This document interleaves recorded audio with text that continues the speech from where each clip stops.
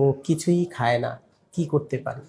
যদি কোনো বাচ্চা সত্যি, সত্যি দেখা যায় যে সে কম খাচ্ছে এবং তার ওজনটাও বেশ কম এবং মনে হচ্ছে যে তার ওয়েট ফল করে যাচ্ছে, এই ধরনের যদি কোনো আ লক্ষণ দেখা যায়, তাহলে আপনাকে ১ম এ যেটা বাছাই করতে হবে সেটা হচ্ছে যে হ্যাঁ, ওর শরীরে কোনো রোগ আছে কিনা? যে রোগটার কারণে ওর খাওয়াটা কমে যাচ্ছে। এরকম কিন্তু অনেক রোগই হতে পারে।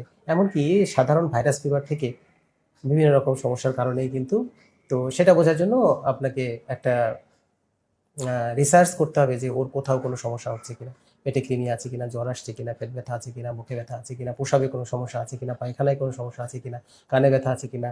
তো এই ধরনের বিভিন্ন রকম সিমটম কিন্তু আপনি খেয়াল করবেন। আর যদি এরকম কোনো সমস্যা না থাকে, অসুস্থতা না থাকে, তাহলে আপনাকে খেয়াল করতে হবে যে ওকে যে আমরা খাবারটা দিচ্ছি সেই খাবারটা আসলে এডুকুয়েট কিনা এবং সেটা ওর পছন্দের কিনা।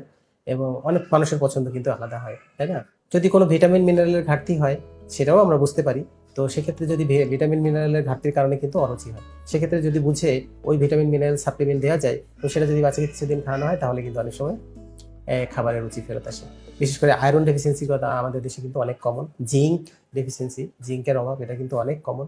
বি কমপ্লেক্স, সি, এগুলোর ঘাটতি কিন্তু আমাদের বাচ্চাদের থাকে। সুতরাং সেগুলো দেওয়া লাগতে পারে।